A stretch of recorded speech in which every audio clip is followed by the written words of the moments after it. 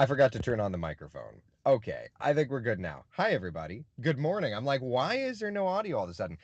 Good morning, everybody. It is a Friday morning. It is April the 19th. Rise and shine, everybody. This is Coffee Talk. We get together 7 days a week, chat about what's going on in the world of weather. May have a little bit of signal issues. It's not going to be perfect. I'm live at the airport. We're going to be doing the coffee talk thing here. I'm going to go for a ride this morning, and I cannot wait to share information about it with you. But before another ride, but before we get too deep, let's just take a live look outside. This is not the Sanford Airport. This is a live look over at the Melbourne. Is it called Orlando Melbourne or Melbourne Orlando Airport? This is a live look at our Melbourne Tower Cam, and that is gorgeous. There are definitely some clouds over top of us, but all in all, it is a beautiful, beautiful morning. First warning, live Doppler radar with the interference again. Not much I can do about it. Temperatures are looking good. We are in the mid 60s in the metro, 66 in Orlando, 69 degrees in Leesburg. Allergies are doing their thing. 65 degrees in Palm Bay, 69 in the kind of midway area here in Seminole County. Forecast today looking hot. Lots of sunshine. It's kind of like thin clouds. There's more clouds over top at the moment, but as the sun comes up, that'll clear out. It's going to turn into quite a beautiful day. 86, 87 degrees by lunchtime, 91 degrees our high temperature in the metro today. It's going to be a hot day. I have a feeling I'm going to get my tuchus in the backyard swimming pool. That's where I'm at. It's going to be one of those days. Hot, hot, hot. Beaches will be in the mid 80s. Excuse me. Lower 90s across the interior. Average high is 84 degrees. We are absolutely blasting the average. Here's the average temperatures for perspective purposes. We're not going to be anywhere near there, right? 91's the forecast high in Orlando today. Average is 84, and you can see all of the beaches will be a little closer. Now, when we talk about records, let's do some comparison work here, right? A couple of degrees off of the record in Orlando, a couple of degrees off the record in Sanford, where I'm at. Right around the record in Leesburg and Daytona Beach and Melbourne, we're going to have a couple of degrees around. Yeah, so it's going to be a nice and warm forecast. And that's just today, my friends. We look at tomorrow, we look at the next day, and it's even hotter. Look at our forecast high temperatures for tomorrow around Central Florida. Okay, 93 is the forecast in Orlando. The record is 96. So thankfully, we're not getting there. Going back to 1908. Sanford, right here, will be awful close to the record of 94 degrees. Excuse me. Close to the record in Leesburg. Not really talking about it. Daytona Beach, not really talking about it in Melbourne. And then for Sunday, oh man, 93 is the forecast high temperature in Orlando, 90 degrees in Sanford, upper 80s in Leesburg. So if you've got plans to be out and about, like, you know I'm an aviation nerd, so you know I'm going to be talking all about it. But the Orlando Air Show is this weekend. Blue Angels, of course, are the headliners. It is going to be hot here at the Orlando Sanford International Airport. It is going to be a hot day. Steph's asking, can we please go back to average? I'd love that. Not going to happen, at least at the moment, but I'd love that. It's kind of funny. I was up in the Cessna yesterday, and as I was coming back in on the Monroe arrival, coming over Lake Monroe, about to turn to come to the runway, Blue Angels 1 through 6 showed up. So had to do a little loop-de-loop while they were clearing the runway. And it was funny because as they landed, they wanted to back taxi on the runway as an Allegiant jet was coming in. And so it was kind of this like, everybody's doing their thing. So anyway, air show is going to be super, super cool. And I cannot wait to share with you the opportunity I have today as well. Different, just as cool as the Blue Angels, but a very different opportunity. And I'll share that with you as well. So if you're heading out to the air show, I will be out here. I know Manalfi will be out here. All your aviation nerd friends will be here, and the Blue Angels will be performing. The F-22s will be out here. Coast Guard Search and Rescue. There's so many cool things happening around. Oliver, after that F-18 flight, getting in the Cessna, feel like renting a Prius while your Corvette is in the shop. But I think that my brain definitely works more at a 172 speed than at a Super Hornet speed. We calculated it from the Kennedy Space Center to the Sanford Airport. It took 3.5 minutes. 3.5 minutes. I've got the footage. 3.5 minutes. When you think about that, that tells you everything you need to know. He got the ATIS while we were at the Kennedy Space Center. And as soon as we left the restricted space at the Kennedy Space Center, he was already over to like you blink and he was already over on tower frequency. So that tells you everything you need to know about those Super Hornets. It's going to be a really great one. Orlando's forecast is going to be hot. Hottest day in April was 88 degrees. Did we hit 90 yesterday? I haven't checked. Hold on. I didn't even look to see. So March 9th, we hit 90. Did we? Stand by. I'm not at work the last couple of days, so forgive me for not having this like at the ready. What was our high temperature yesterday? 88 was the high temperature. Yeah, okay. So hot. I needed to double check. Okay, I needed to double check. So the high temperature yesterday was 88 at Orlando International Airport, which is the official reporting station. So as of yet, we've hit 90 degrees once this year, and that was on March the 9th. Now, those mid 90s are expected this weekend, so obviously we're going to be grooving. We're going to be grooving. It's going to be a toasty one, right? So here's what's happening. I want to kind of share with you because it's kind of an interesting little weather setup. High pressure keeping us nice and hot. Watch that cold front north of us. It goes by, it fades, there's some rain, not doing anything. But then we start to watch this front out in the Gulf, little area of low pressure kicks in and it arrives. Yeah, so we'll have some moisture in early next week and it will drag in a super weak front. Okay? So don't be surprised when we get a few showers coming in early next week. Now, in terms of the setup, we're really watching just to get an idea of how much rain we could get and the significance of the temperatures with this front. So let's take a look at the 7-day forecast because you're not exactly going to get a big temperature drop. And as of right now, it doesn't look like you're exactly going to be getting a ton of rainfall, right? Temperatures will drop off from 93 to 88 with this cold front. And that's it. Right? Jenny says, indoor plans, got it. I mean, I'm not doing indoor plans. I'm just going to have the big ugly hat. You'll have to look for me. I'll be the guy that's at the air show tomorrow with the big ugly hat. Tiffany says you've had other things on your mind instead of weather. Well, that's true. I'm not even sad about it. Oh my God, it's going to be hot on the ramp at the tarmac. Yeah, for sure. Yeah, lots of 88s. Lots of 88s. All right, so what am I doing today? So I'm at the airport because I'm going to be flying on a B-25 Mitchell. Now, let's chat about the B-25 Mitchell, okay? Let's just say the B-25, and yesterday was a big anniversary for the B-25s because yesterday was the anniversary of the Doolittle raid.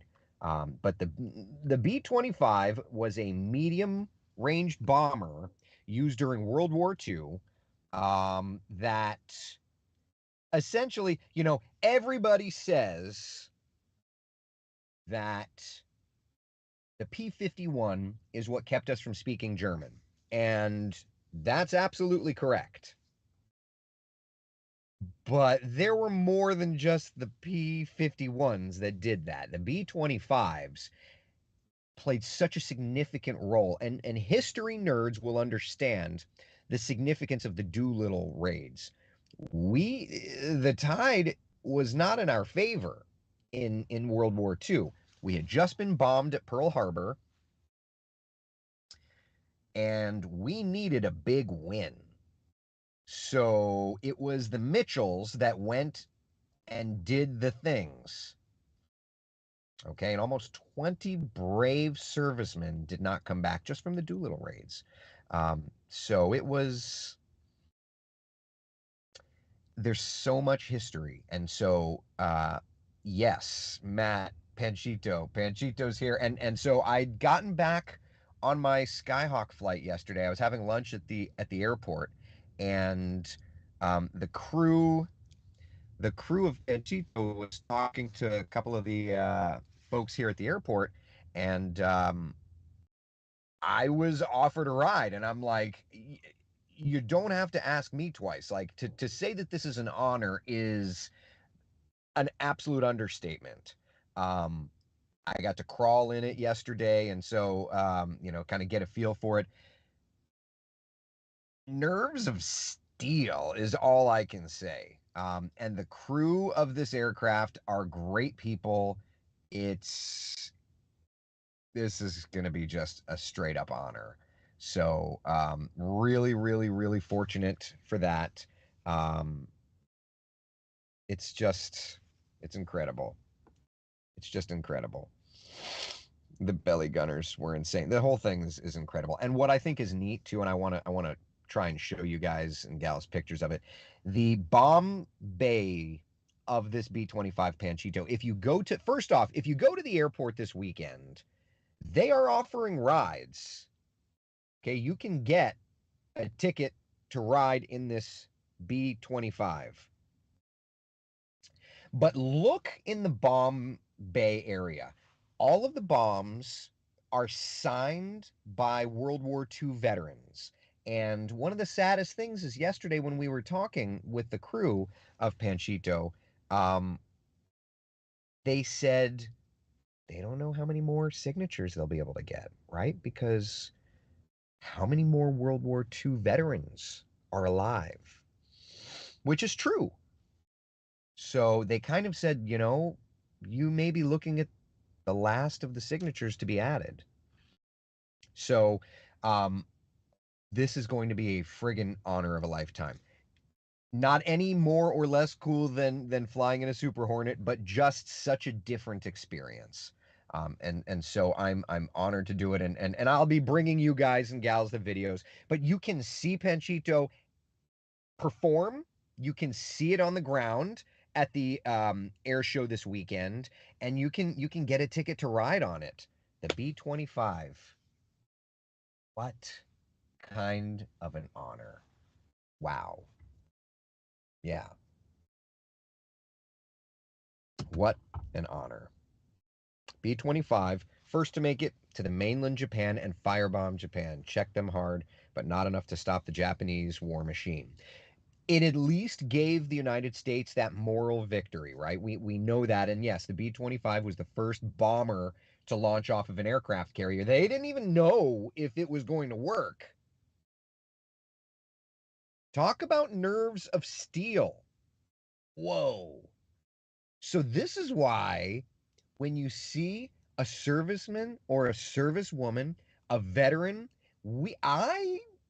I'm not kidding. We have got to thank all of them, and you all know that if you hang out for coffee talk for a while, you know how I feel about this. I thank every one of you for your service, your families that have sacrificed. I thank you all for your service, and we have to never forget. We have to never forget. Matt says I have a B-25 poster signed by Richard Cole, co-pilot of Jimmy Doolittle on the Tokyo raid. We had dinner once and it was amazing. Whoa, Matt. History. Never forget history, because if you forget history, you are doomed to repeat it. And these flying relics are reminders of where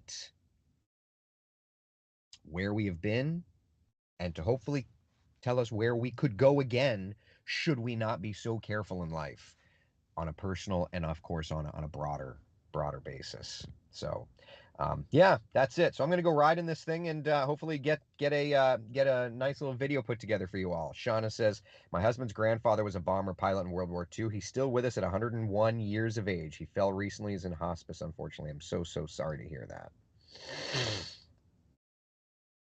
Mm, wow, wow, wow. Sunday hours for the show. I think it runs from about noon to 5, something like that. Can you pull up a picture of the bomber? I took this picture yesterday. Let's see. And I'll of course share footage. This is a picture of Panchito that I took yesterday on the ramp. Um, I mean, you want to talk about nerves of steel. Like you're going to war in this thing? Wow. Matt says, long story short, I was standing next to Panchito a few years ago, and a very old gentleman in a wheelchair asked me to wheel him around. He was a belly gunner and was shot down on his last mission and marched with the Soviets to Berlin. Wow. I'll tell you, when I was talking with the crew of Panchito yesterday, they said that in a month or two, they're going to be taking a gentleman, a serviceman from World War II around. I guess he had flown on the Mitchell, and of course, he's now, I think he's pushing 100 years old. He wanted one more. He wanted another ride on the Mitchell if he could before he knows he's 100, and so he reached out to these folks, and he said, how much for the ride? And they said, sir, you're not paying us for the ride. Now, for the rest of us, it's a different story. We have to keep this museum relic afloat. So that's that. But the serviceman at 100 years old asked how much for a ride in the Mitchell. And they said, sir, you paid your dues in the 1940s. It's our honor. So they were already bragging about getting the chance to fly another, a gentleman who at 100 years old served on the Mitchell. So yeah, really good group of people, and they run a museum. This is a part of the Delaware Aviation Museum Foundation. So information on it, delawareaviationmuseum.org. But if you're heading out to the air show, when I signed up yesterday for the flight schedule, it has the flight schedule, and then there's a link where you can get tickets to ride on it. It's going to be it's really, I feel like it's going to be taking a moment in time and understanding what these people did for our country before we were alive, just to get to the forward section where the forward gunners were, is not an easy task. This is not an easy aircraft to move around. So, yeah, this is going to be something. All right. It's a time capsule. And I encourage each and every one of you to come and see this airplane this weekend. I cannot wait. So anyway, I'm going to go do that. 7-day forecast, though, is looking hot. No other way to shake it.